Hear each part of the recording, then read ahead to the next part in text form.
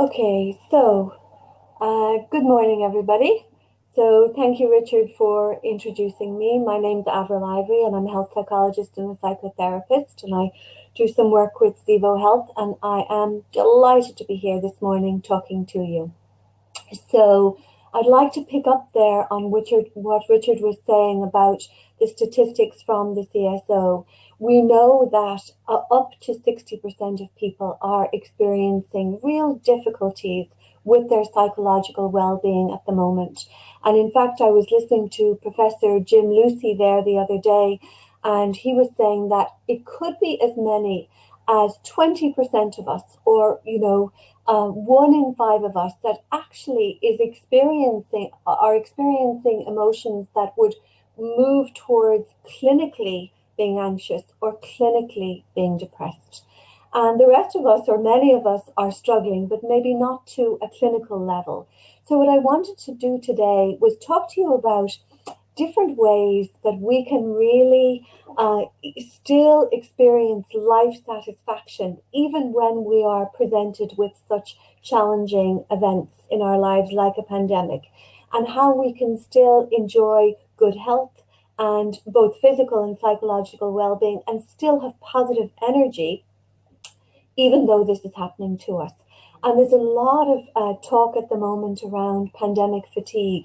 And I think in this particular lockdown, this is really, really relevant. I have a clinic in Monkstown where I work with a team of people, and we are seeing so many people come in, particularly in this last lockdown. They're not sleeping properly, they're very anxious, and they're just really weary. Maybe in the first or second lockdown, they were full of enthusiasm and they were very motivated to do this, that, and the other. And we find in this last lockdown, many people have really lost their mojo and really lost their motivation. And maybe they've also lost their motivation for their positive health behaviors, because many of you will remember back to the earlier lockdowns, and you maybe took up a new activity or you got your steps in, and it's really important that we hold on to those positive health behaviors, particularly when hopefully this might be our last lockdown. So I have an interesting talk prepared for you this morning. I first of all wanted to draw your attention to the fact that there are three primary drives in the human psyche, okay? The first drive is our drive to create, our striving, our productivity, our getting things done, and that usually involves neurotransmitters like dopamine, okay? So, for example, we're in drive motivation here this morning doing this webinar. And the second primary drive is avoidance of threat. Are we safe? Can we keep ourselves safe? And that can be avoiding like a perceived internal threat, kind of maybe thinking, oh, am I not good enough? Am I not doing this properly? Or it can be an external threat, something like a pandemic. And usually in that drive, we secrete adrenaline, and we may also be secreting a little bit of cortisol, particularly if we are in fight or flight. And then our third drive is our self-soothing drive, our ability to manage our emotions, manage our physiology, and to secrete positive chemicals, particularly like oxytocin. Oxytocin is a real calming chemical. So really, for our health and well-being at the current time, what we really need to be doing is being able to, yes, we need to do our drive of being productive, etc. But a lot of us are caught in this threat activation, avoiding threat. And actually what I'm really encouraging people to do for their wellness is to move into self-soothing. So we're coming up to a weekend, and, just bringing your attention, what are you going to be doing this weekend that is actually creating that drive, the self-soothing drive, the minding yourself on the deepest level possible. So I'm hoping to give you some tips that you'll be able to start putting into place and then be bringing into your working world on Monday.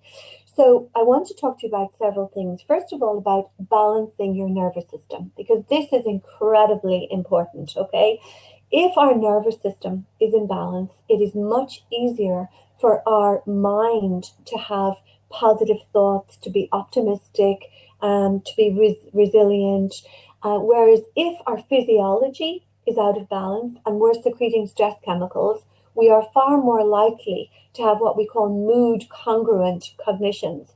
And these would be things like catastrophizing, saying, oh, maybe these variants are going to be so dangerous, or maybe vaccines won't work, and all of us have had those moments where our thoughts go to the negative.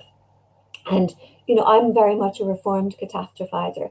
As a younger woman, I would have been a great person for catastrophizing and imagining the worst case scenario. And I have retrained my brain to say, okay, well, that's the worst case scenario. This is the best case scenario. And very often in our lives, it's somewhere in the middle. It's not the worst case scenario. So this is the first thing that is really good for our psychological and physical well-being, is to retrain ourselves if we tend to catastrophize.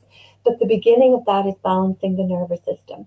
Then I want to talk to you about the vagus nerve. And I know this sounds a little bit technical, but it's not. We have a nerve that comes from the brain stem down the back of the spine into the gut. And it's called the vagus nerve. I think actually vagare was the Latin word to wander, because it's kind of the 10th cranial nerve and it wanders down. Now that nerve is incredibly important for helping us recover when we feel stressed. And not only just recovering and getting our nervous system into balance, but also giving us a feeling of psychological hardiness and well-being, and also helping us reduce inflammation. So, we are very much body and mind. So we can do lots of work on our psychological well-being. And I'm sure many of you have tried lots of different things, but we need to anchor it in our physiology. That's where wellness really begins. So I want to talk to you about vagal tone, and then a little bit about activity scheduling, which is a technique we can use just because people are giving up a little bit or feeling a little overwhelmed with trying to mind themselves as we jump this final hurdle. I also want to just to flag up the role of mindfulness in well-being, because I'm not sure if you were like me, but I used to hear about mindfulness several years ago, and I used to think it cannot possibly be as good as that. It cannot be a panacea for everything.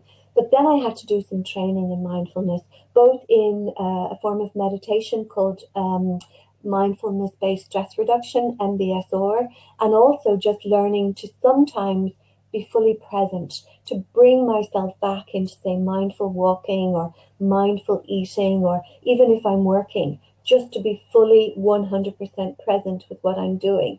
And I found that a transformative practice. So I just want to remind you of the power of mindfulness, because the research shows that it is really associated with reduction in anxiety, in stress, in depression, but also it helps to reduce inflammatory disease. It guards us against cardiovascular problems. There's so much good research there out about mindfulness. I want to talk to you a little bit about emotional regulation. And also, my grandmother used to always say to me, count your blessings. And I think as a young person, I didn't really understand what she was trying to tell me, count my blessings. But I wanted to highlight the research to you about gratitude, that it's like a switch we can flick in our consciousness, because their human proclivity is to focus on the things that are not going well in our world. And goodness knows, that's a lot of things at the current time. But actually, we can choose every day to count our blessings and change our consciousness so that we become aware of all the tiny things in our lives that are going really well for us. And that actually has a knock-on effect on our physical health, on our immune system, on our sleep. And then finally, I also want to talk to you a little bit about the transcultural research. Some of you may be familiar with the blue zones. There are groups of people around the world who live to be very elderly. And not only very elderly, but be very well. What are they doing? What can we learn from them? So let's just start off there with the nervous system. So if those of you who did Leaving Cert Biology, you'll remember that the nervous system is in two parts, the fight and Now, the fight and flight, it's an adaptive function. There could be a bear in that wood behind. I better prepare to get away from that bear in the wood. So I'm going to secrete adrenaline that mobilizes my glucose reserves. So gives me energy in the core of the body and gets me away from the bear in the wood. An adaptive function, evolutionary, very good. But what's happening is particularly at the moment with this threat activation, this primary drive that has been triggered for so many of us, trying to avoid, this virus. We're secreting adrenaline too many times in a day. And of course, what happens is when you secrete too much adrenaline, the brain, the pituitary hypothalamus, starts saying to you, I can't keep on telling you that you're stressed or that you're perceiving threat. So I'm going to stop secreting so much adrenaline and I'm going to start secreting cortisol. And cortisol is a stress product. We don't want to be going around carrying large amounts of cortisol in the bloodstream because it's bad for our immune system. It's going to give us early morning waking. We're going to be waking 3 or 4 o'clock in the morning. And this has happened to me several times during the pandemic where I've realized my body has tipped into this awareness of threat and it has disturbed my nervous system and I've had to bring it back on track. And I want to talk to you about ways of doing that so that most of the time you're in the rest and digest side of the nervous system where, you're digesting your food really well, your excretory function, cortisol, and you're able to have a good night's sleep and you're able to focus and concentrate on your work. So let's just look at how we reduce cortisol. Well, when we have too much cortisol in our body, the first thing we need to do is increase our level of exercise. Now, I know lots of people can't do this because they might have bad necks or bad backs, etc. But if you're fortunate enough to be able to get that out there and exercise, make sure that exercise is a non-negotiable.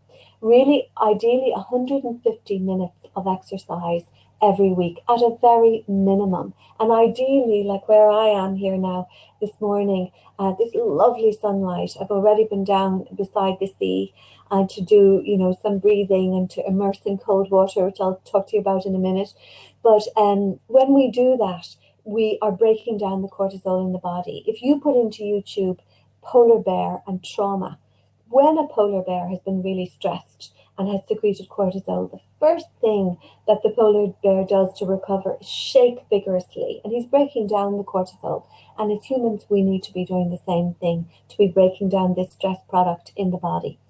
So the exercise, 150 minutes a week, so every day out there, 30 minutes, ideally in sunlight so that, sleeves rolled up, synthesizing the vitamin D. Vitamin D is very important at the moment. And it also helps, the light helps us regulate our circadian rhythms and secrete, make sure that we secrete melatonin at nighttime because the rhythm of sleep and wake cycle is set off by exposure to light during the day. So that's the first thing, just reducing cortisol by getting out and exercising. The second thing is your breathing. So I want you all just to put one hand on the chest, one hand on your stomach, and I just want you to become aware of your breathing this morning. And just, is it deep or is it shallow? So for example, when I was, preparing to do this presentation this morning, I could feel, I better do a good job here. So I could just feel my breathing become a little more shallow. So immediately I come into my body and I take a deeper breath. Traditionally, we would be breathing maybe 10 times in a minute, but ideally stopping at your desk several times a day and coming back into 6 breaths, but making sure that the breath comes from the belly up into the chest, 3-phase breathing. Now that is really good for bringing your nervous system back into the rest and digest. And there's another breath called 7-11 breathing. And I am a huge fan of this breath because when we're a little bit stressed or overwhelmed, we're more likely to go into a part of the brain called the amygdala. Sometimes they call it amygdala hijack. And we want to come out of the amygdala back into the prefrontal cortex, which is the more problem-solving part of the brain. And the 7-11 breathing does this. So you're basically inhaling for 7 seconds through the nose always, and you're exhaling out, blowing out through the mouth for 11 seconds. So just, I'd like you to do 2 rounds of that. So inhaling 2, 3, 4, 5, 6, 7, and exhaling 2, 3, 4, 5, 6, 7, 8, 9, 10, 11, and inhaling 2, 3, 4, 5, 6, 7, and exhaling 4, 5, 6, 7, 8, 9, 10, 11.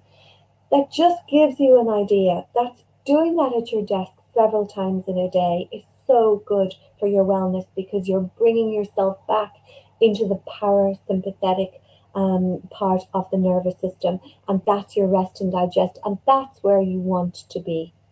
Because we know that a lot of people who go on to feel very anxious and maybe even be diagnosed with anxiety, or for the mood to go very low, that nearly always the stage is set if a person has high cortisol for quite a long period of time.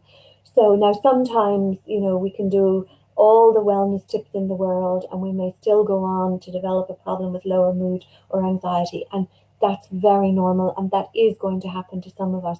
But for many people, really getting their physiology on track and getting, being able to sleep and being able to relax is going to set the stage for avoidance of further problems. So it's a great time to nip things in the bud.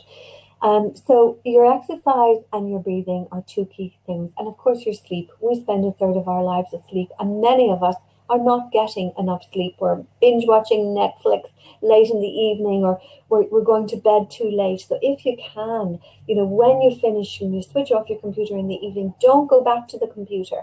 Switch it off. Don't expose yourself to blue light in the evening times. Get out there, maybe get a little bit of exercise, wind down, read a book, and try and be in bed by 10:30. And this way you get some good quality sleep before the midnight hour, and you're in touch with that circadian rhythm that we still have from hunter-gatherer man. That will reduce cortisol. If somebody listening to this really finds that they're really having difficulty relaxing, I'm a massive fan of mind-body therapies. Sometimes our physiology needs a little bit of support, and something like acupuncture can be really brilliant at reminding your body what it felt like before it ever was worried about everything. I also want to talk to you about this vagus nerve I mentioned. So this vagus nerve is, we either have good vagal tone or poor vagal tone, and there is a genetic component to vagal tone. So some of us find that we're quite hardy, we're quite resistant to stress. Something can really stress us out, but we recover really quickly. And then other people will find that if they get very stressed, it can actually take a good few hours for the heartbeat and everything to settle back down. So that means that that person just might have poorer vagal tone. So what do you do to increase your vagal tone? Okay, well, the first thing I'd say to you is, and how would you know, first of all, if you have poor vagal tone? Well, you'd find that you get stressed very easily. You also might find that you get, your chest might feel quite tight sometimes if you're stressed, or you get that kind of nervy tummy. You might even get irritable bowel syndrome. And sometimes you'll see this, I have teenagers here now, and I'll be listening to their friends a lot. And some of them, will be saying recently that they get this very nervy tummy or like a butterfly feeling. And that, of course, is the nervous system just having them a little bit wound up. So I'd be telling them about the vagus nerve and how we can improve vagal tone. One of my favorite ways is chanting, humming, singing. So the vagus nerve comes down the back of the neck. And when we use the glottis, when we're singing, if you are in a choir, some of you might have been in a choir before the pandemic or in a virtual choir, or some of you maybe loved going to concerts, pop concerts or the National Concert Hall, and you might be singing away with your favorite performer.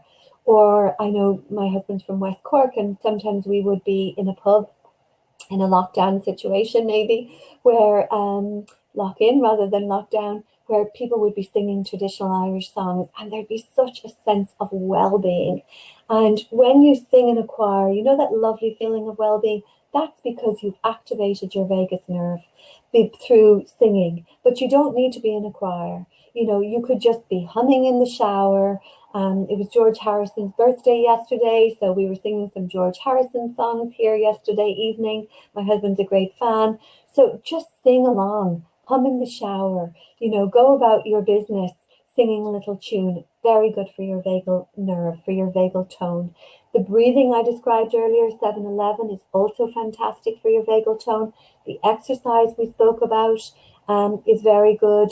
And also, and it sounds a little random, but probiotics. probiotics are fantastic because this vagus nerve gets a message. It goes down to the gut, but the message also comes from the gut back up to the brain.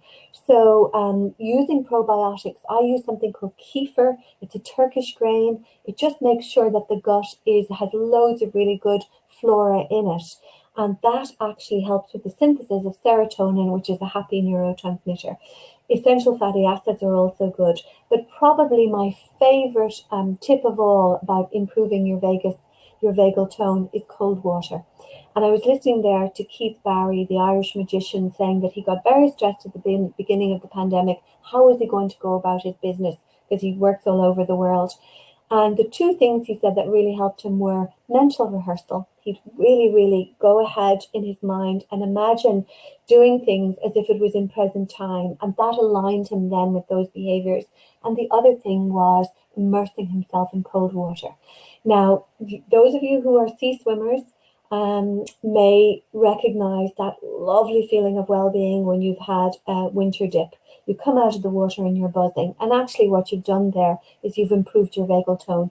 But you don't need to be swimming in the sea. What I recommend to people is in the morning, if you're having your hot shower, for the last 2 minutes of your hot shower, put on freezing cold water, okay, whatever, the coldest setting you can, and spray the face because the receptors for your vagus nerve are in the face.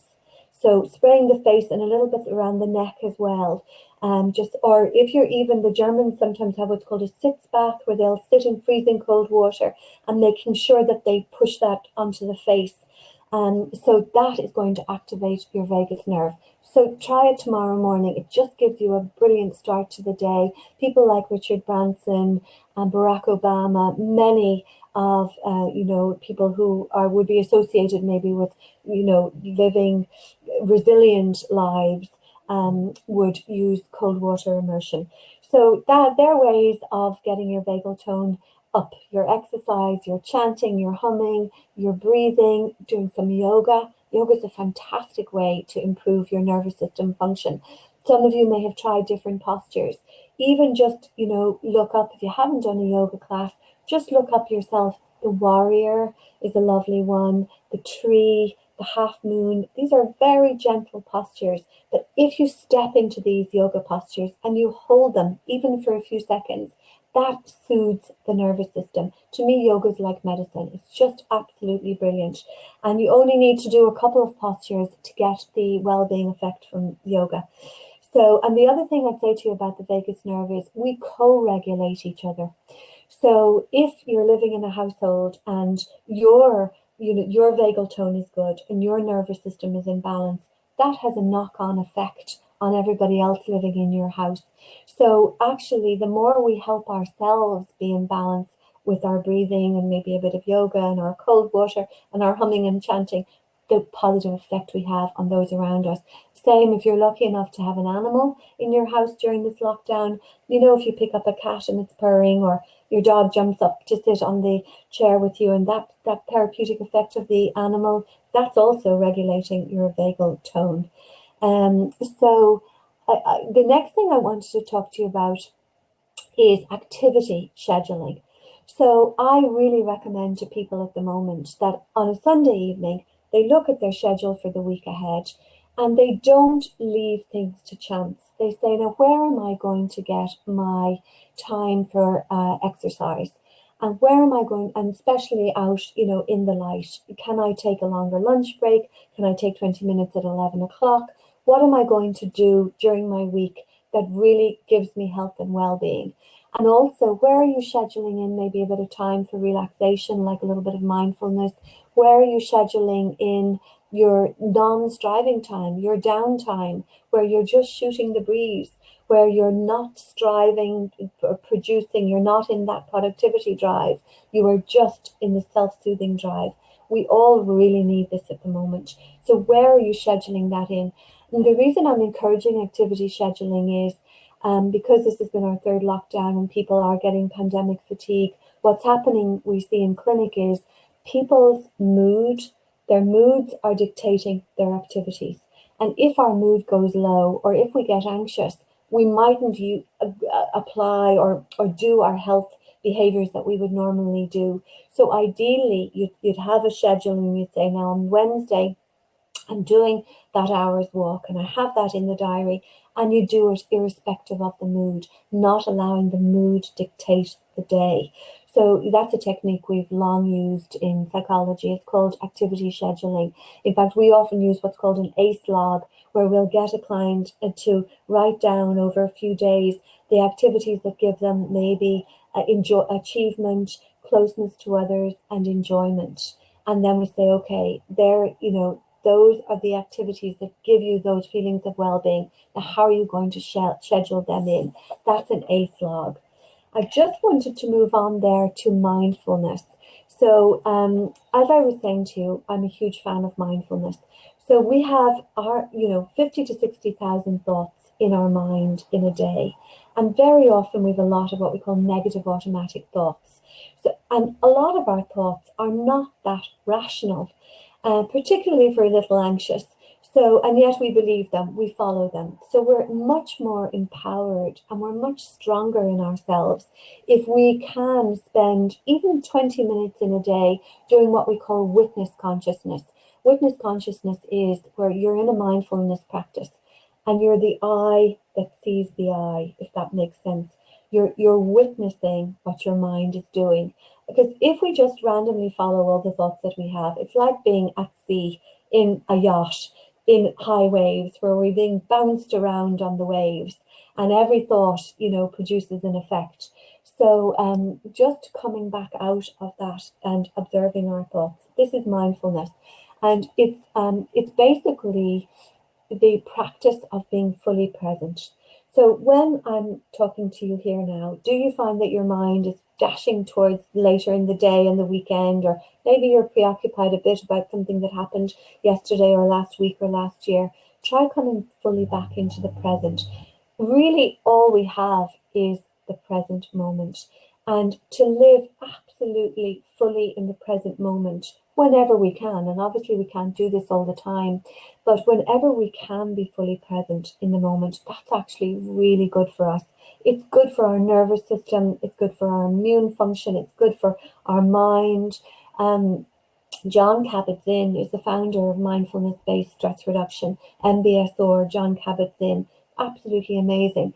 That he says mindfulness is about being fully awake in our lives and perceiving the exquisite vividness of each moment, and that we only have this moment. And then, of course, we go to the next moment. But if you get what I'm saying, so mindfulness is the practice of open and non-judgmental awareness in the present moment.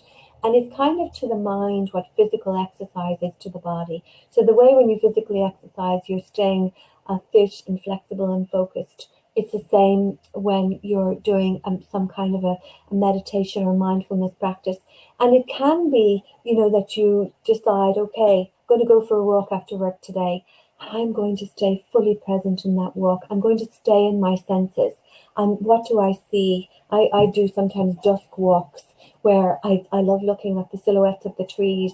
So I'll come into my body and I'll just check in with how I'm feeling. And then I will extend my awareness out to what I see. So I might see the trees. Then what do I hear? You'll hear the wind blowing maybe through the trees. Or you might hear, leaves underneath your feet. And then what do I hear? And what am I feeling? And you might feel the breeze on your face. And then what am I tasting? And what am I hearing? So going through all of the different senses and just staying fully present for those senses. That's a mindful walk. And research shows us that it actually really helps our nervous system to tone down and be relaxed. So that's mindful walking. You can do the same with mindful eating, for example. And I did a yoga course years ago, and where we did the training, we would sit in silence as we ate. Many of our activities were done just silent in the moment, and it used to just be so relaxing, something I'm always trying to keep in my life. So, basically you're paying attention in a particular way on purpose in the present moment. And there's an amazing American psychologist called Richard Davidson, And he said, he did all this research where he said what we habitually do in our day creates structural neuronal changes, both structurally and functionally.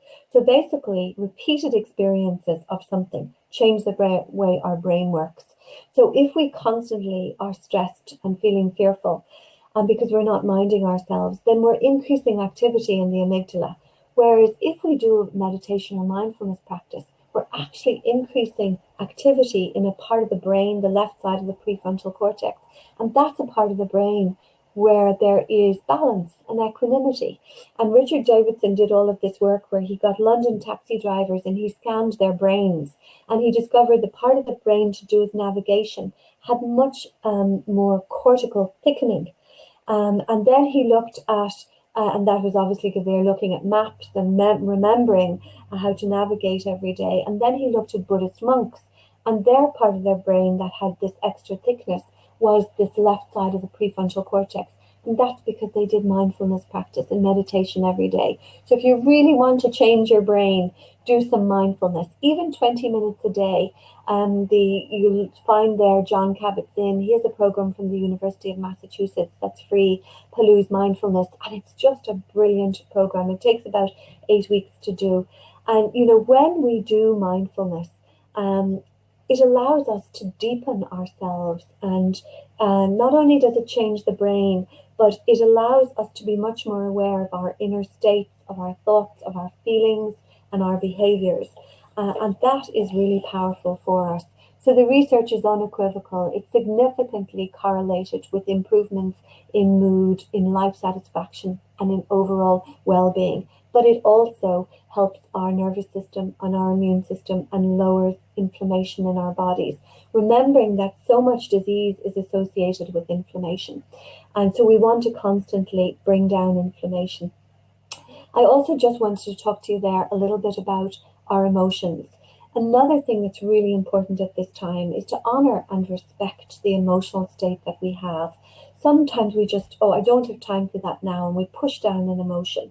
But actually, if we just go, okay, feeling a little stressed this morning, or I'm really frustrated now, or I'm a little bit anxious, or just acknowledging that emotion is really important, because when we resist things, they get stronger. When we just name them and allow them to be there, it's really powerful for us. Now, there's a poem that I wanted to read you by the Sufi poet Rumi, because he says that our mind is like a guest house, and we will have, if you were running a guest house, you'd often have unwanted visitors. You'd be looking down the lane saying, I hope they're not coming to stay here now.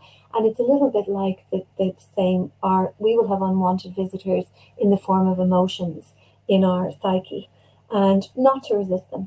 And so this poem, I think, describes this perfectly. The Guest House by Rumi. This being human is a guest house. Every morning a new arrival, a joy, a depression, a meanness. Some momentary awareness comes as an unexpected visitor. Welcome and entertain them all, even if they're a crowd of sorrows who violently sweep your house empty of its furniture. Treat each guest honorably. He may be clearing you out for some new delight. The dark thought, the shame, the malice. Meet them at the door laughing and invite them in. And be grateful for whoever comes, because each has been sent as a guide from beyond. You'll find that poem on the internet, The Guest House by Rumi. Just a beautiful poem. And basically just highlighting that our emotions are often unwanted, like unwanted guests. But if we allow them to be there, they'll pack up and they'll be gone. The gratitude research tells us that when we, bring our awareness every day to things that are really good for us in our lives and working for us, that really increases our physical and psychological wellness. So I'd encourage everybody just to count their blessings in each of these days to come. I also wanted to draw your attention to a book called The Blue Zones by Daniel Buttner. This is an amazing book. It looks at groups around the world, the Okinawans, the Loma Lindy in California, their Seventh-day Adventist group, There's a group in Sardinia, there's a group in Costa Rica, and they enjoy incredible well-being. What are the things that they do? And they enjoy incredible well-being and live to be 103, 104. The first thing is they are ergonomically involved with their environment every day. They're still herding goats and they're 100 years of age. So man is designed to be physically active, to be engaged with the environment, not to be sitting at the desk for 8 hours a day. So the more you can move and be engaged with your environment, the chances are the longer you will live. And also, they eat foods that have been recently grown in the soil, that are nutrient dense, unprocessed.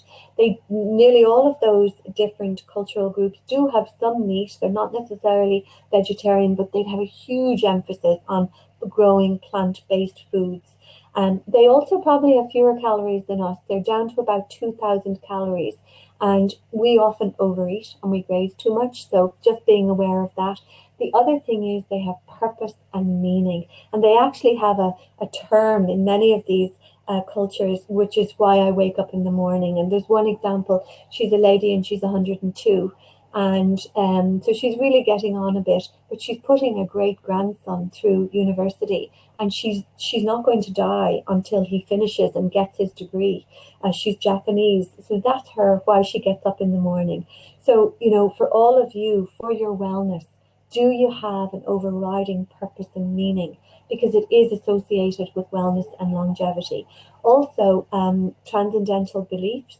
And the American Psychological Association has flagged up this research recently that people who believe in something higher, that there's maybe something guiding us, whether you're Jewish or Hindu or Muslim or Christian or Buddhist, or even animist, which is just the belief in nature, that when we have something higher, it's very good for us, and it's very good for our physiology and our psychology. So they have transcendental beliefs, and also downshifting. So the Sardinians finish at 5 o'clock every day, and the Okinawans, you know, every evening before dinner, they meet in groups. And so this connectedness in their communities and this savoring of experiences.